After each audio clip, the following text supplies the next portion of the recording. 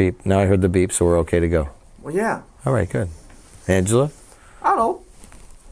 Mike from Absolute Sound, saying hi to everybody. Angela's behind the counter.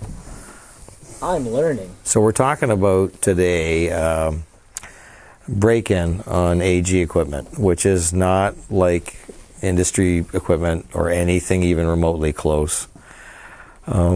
This is one of Angela Gilbert Yeung's simplest devices. It's just a simple preamplifier. It's actually a headphone. You'll see a headphone amplifier with volume control and 2 input switches, input 1, input 2.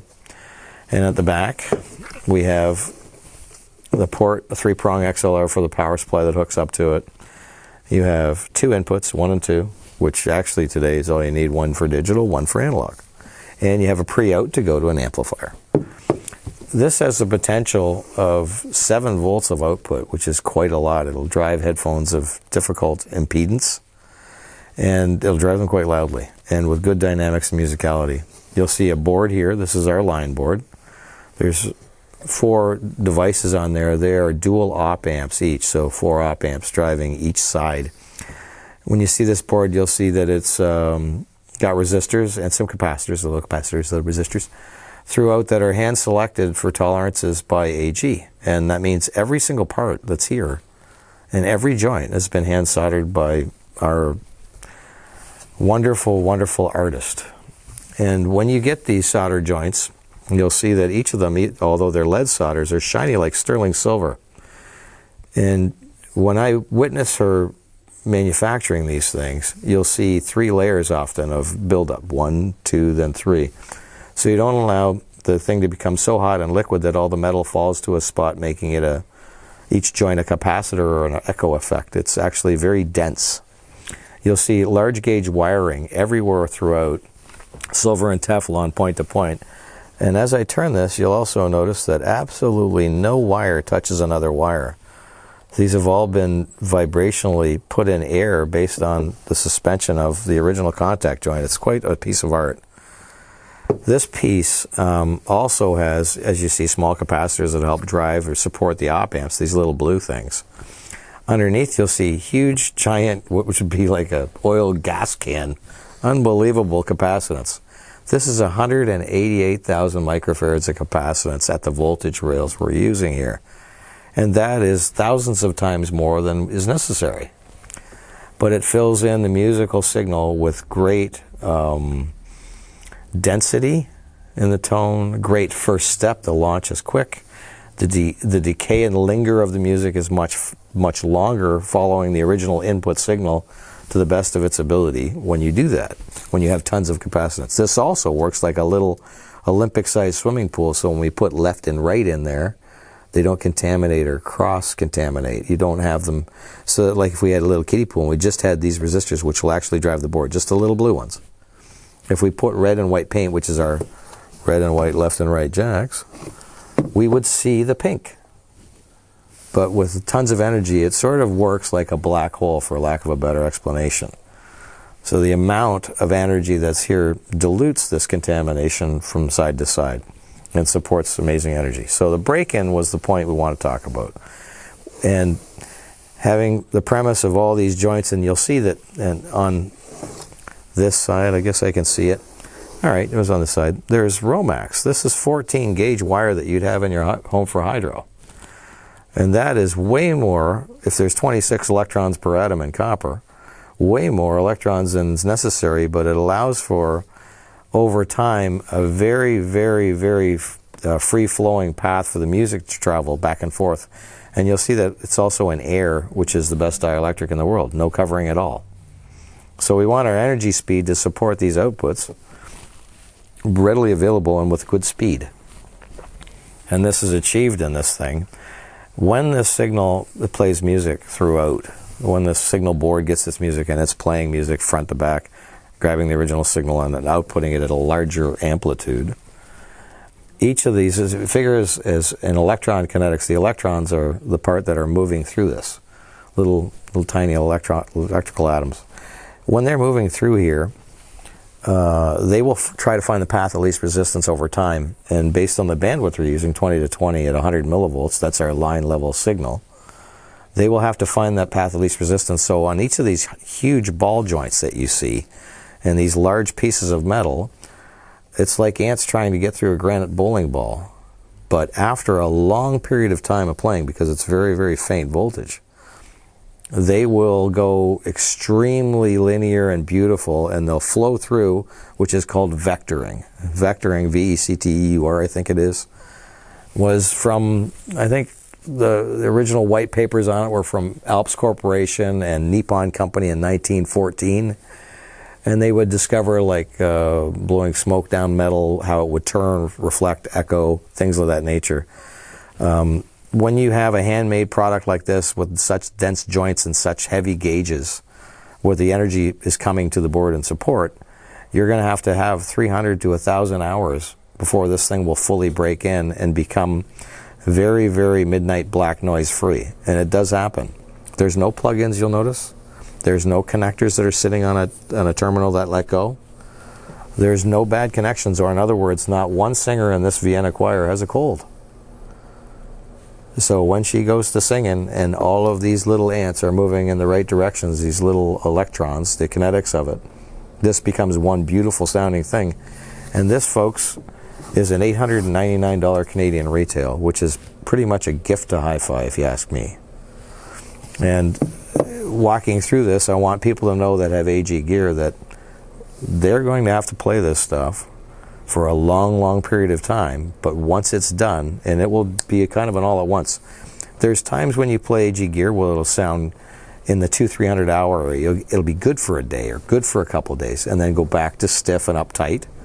And then later, a couple of days later, it's good again. So it's hit and miss. It's just sputtering, starting to get where it's going to end up. And in great handmade electronics, where every single thing here is made from scratch, that's what occurs. So the people that are listening to AG Gear new, I want them to know to keep playing, try to chart the hours, give these things that exercise so these electrons know where to go, and you'll be very, very happy you did. Pretty cool, huh, guys? From somebody, again, who's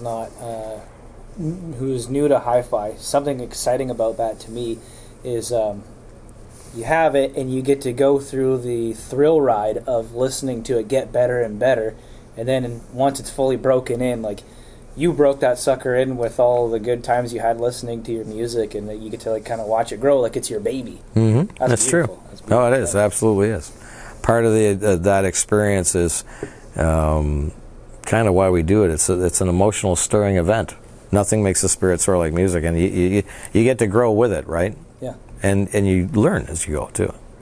Every piece we get, whether it's the smallest preamp to our most dynamic and complex high-end system, that enjoyment is part of the fun of the journey.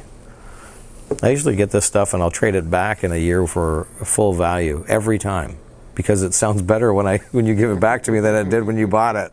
It's extremely geared directly to people that love this stuff and are in that for the enjoyment, the thrill ride of it. Well, the music, yeah. This isn't like a Rolex where you're buying some fancy, beautiful lit up thing where you're going to show it off to your buddies. This is for your ears and for your heart. And if you get that part out of the way, it's almost like you laugh at all the poor expenditures that are out there on big money. This is steak. There's no sizzle here at all. This is all about steak. This is about getting you maximum performance for the least amount of money, and it's really smart.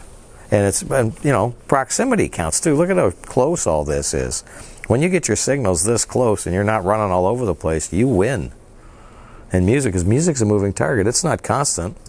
Any connection and wire at any length will work for a light, but not for music. Music's on the move.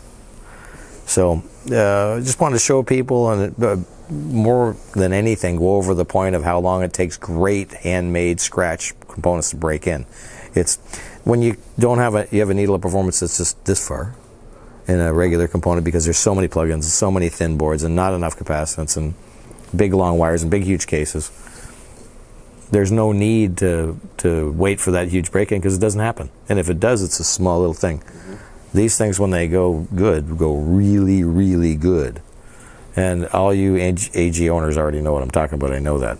But I wanted to talk about it so people that are going through it. You know what? You make a good point, Greg. You just sort of welcome it that's going to happen and go through it with the component and really, really enjoy it. Anyway, what a beautiful little preamp. I wanted to show everybody this little guy.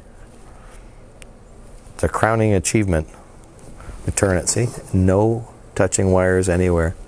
Nothing vibrating anywhere.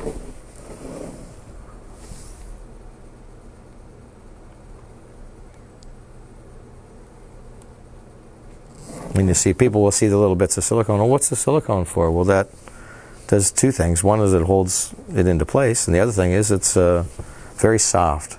And once it cures, there's absolutely no acid in it to eat anything at all.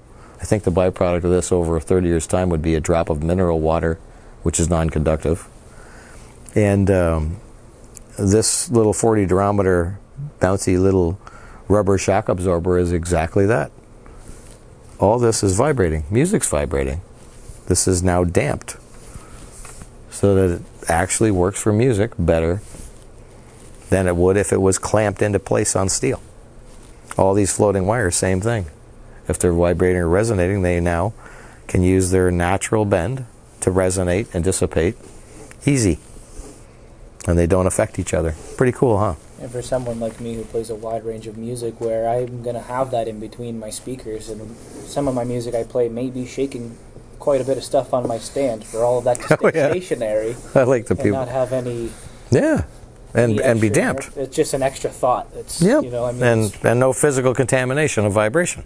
So how many people do you know? I mean, they buy these super expensive HRS stands and different things, and they're wonderful products, but really you're just isolating the metal itself. The stuff's vibrating anyway. Why don't we go to the very source of it and damp that at the beginning and do it at a much higher rate of effectiveness? This is a huge rate of effectiveness. Very, very smartly done, AG. You holding the camera. We're very proud of this. You made funny face. I know you don't like compliments. I apologize. Good seeing everyone. Did you just toot? That's awesome. That makes for an awesome... It's a very natural video. I think it's time to go. Bye.